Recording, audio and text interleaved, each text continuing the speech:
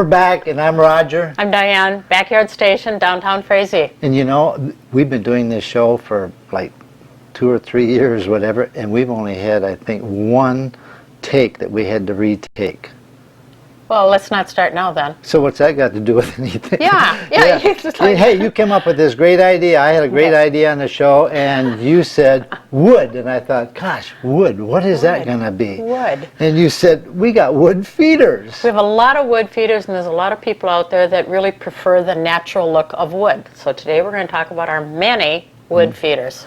And you know, we're kind of at fault a little bit too, because people come in and they'll say, what kind of a feeder do we need? And we seems like we take them to the tube feeders and so on, and we have half the store into wood feeders, and we're not doing them justice. So, let's start. Let's start. Okay, which one should we start? I'm going to start with this fancy shaped one. Yeah. We have a couple of different feeders that have the mesh in them, and we have Finch feeders that are wooden feeders, and that's very unusual. We had to look long and hard by a request from a customer that wanted a Finch feeder. So we got the Finch feeder, but then we also got the one with the larger mesh, which you would put black oil and maybe even a peanut black oil mix. I would mix up some peanuts with the black oil, and that would be cool really shape. neat. Cool shape. Woodpeckers would love that. Look at that whole side. Well, nuthatches, a lot of things, yes. Yeah, and here's the one. This is kind of your favorite one. Yes, that's the one that we special ordered for somebody, and it took us quite a while to find it. And look at that great shape. Yeah. And it's wood for all you natural. Yeah.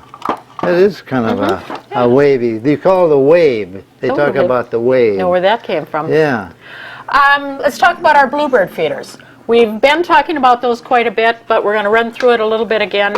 Bluebirds are one of the few birds that if you put their food inside, they will actually go into the hole and eat it.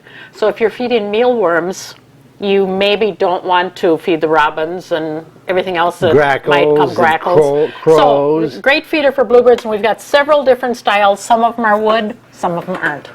Look at this big one down here. Woo! You That's could put for the vacationer, right? Yeah, they can go on vacation, fill that that's up. for our lake people that come on the weekends and stuff. This is kind of a unique thing.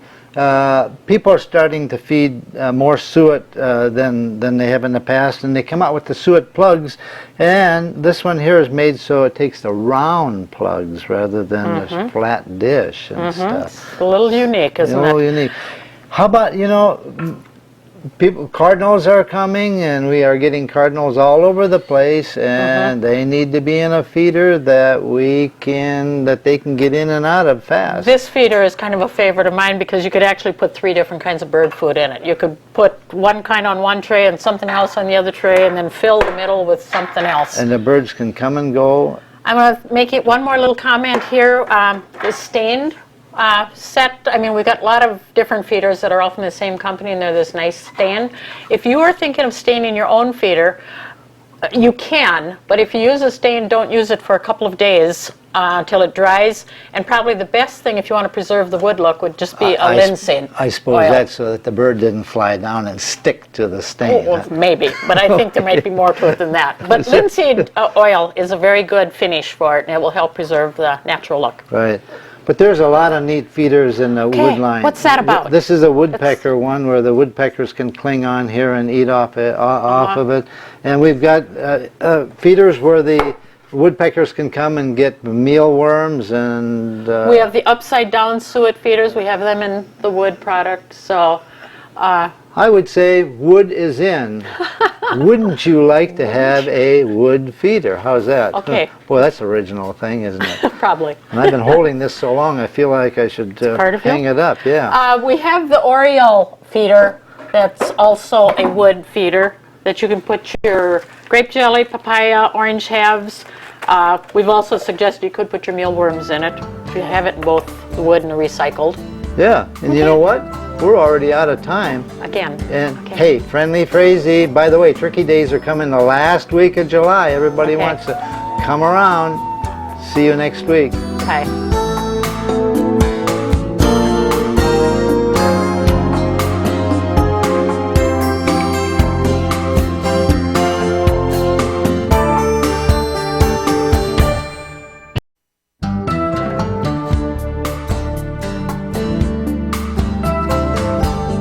Hi, I'm Roger from the Backyard Station, and we're here again with another birding experience.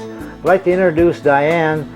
She works with me here at the Backyard Station, and this morning she came in pretty excited.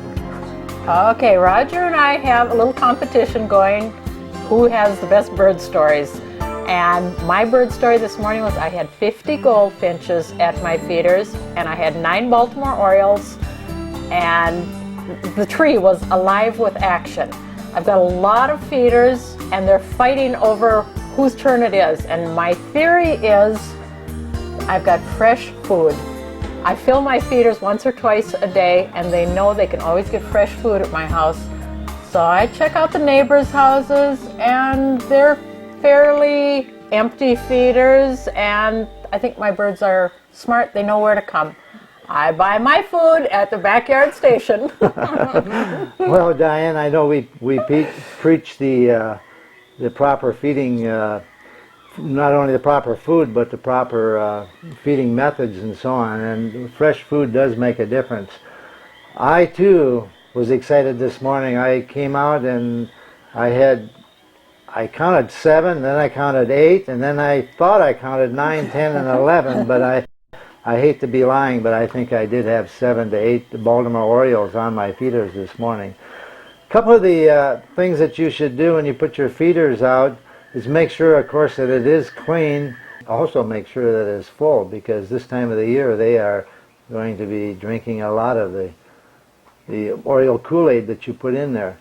There's several different ways of feeding your Orioles. We have a feeder here at the store that is designed not only for the oranges on each side, but is also designed to put grape jelly, or you could put papaya or whatever you'd like in the fruit area in the little containers. But this is another way of feeding Orioles. Another bird that you need to be concerned about that Diane mentioned is the finches, and at this time of the year they're getting ready to build their nests. A good thing to put out is some sort of cotton balls like this here, or string or yarn or whatever you have hanging from your trees, and that way they'll have some little extra things to build their nests out of. In fact, Diane, I was going to say, I read something interesting in the paper last week that I've heard a lot of the customers come in here and say, oh, I just used the lint out of my dryer. The paper said you should not use lint. It's a synthetic fabric that isn't good for the birds. So if you're going to put something out, it should be some yarns, some threads. The cotton ball, obviously, would be very good. But synthetic products aren't good for the birds. the hummingbirds are here. Last night, in fact, I've seen the first ones that I have all year.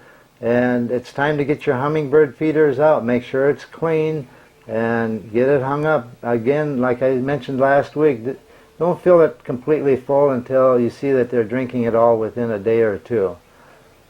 Roger, could I insert something in here with my goldfinch feeders that I have?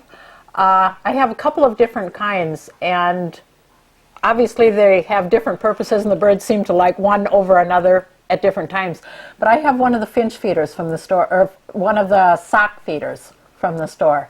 And I think that's probably something a little unusual for people, and it's so easy to fill. You know, when we put the Finch food into a milk jug, it's very easy to fill the sock, and birds love it. We've had, well, as you know, last year we put in the black socks, and they have just been outstanding, and not only fun, because the black socks really shows off all the yellow birds. Mm-hmm. And I guess it's time to see you next week. Bye-bye.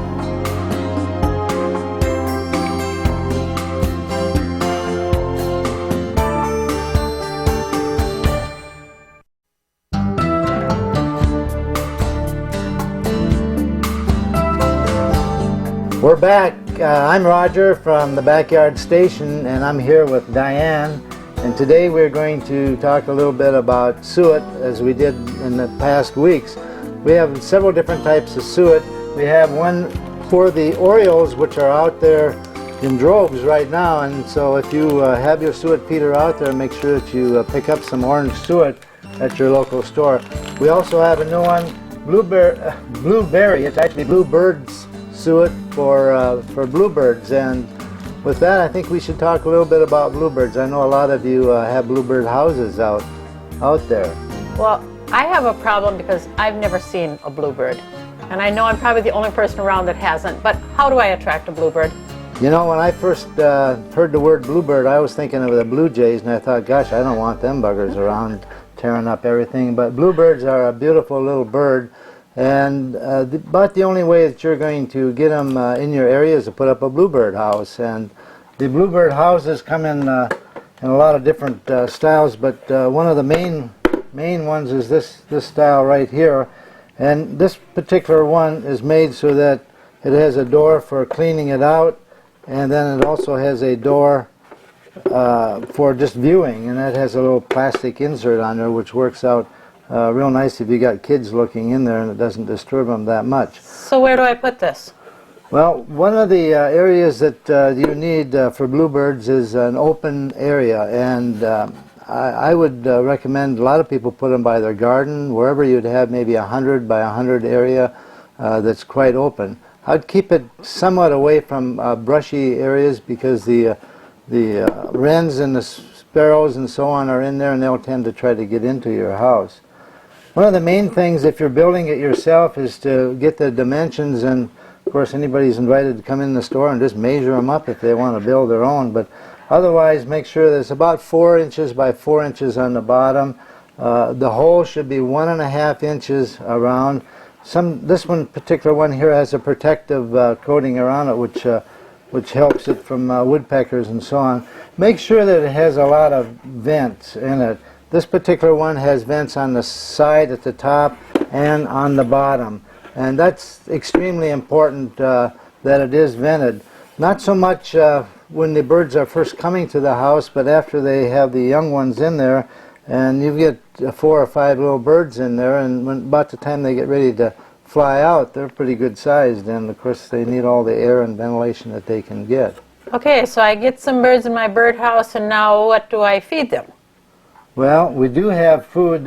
Most of the bluebirds will eat insects off the ground, but there is a product, the bluebird nuggets, which they really like to have, and I would put that in a tray type feeder, an open tray type feeder.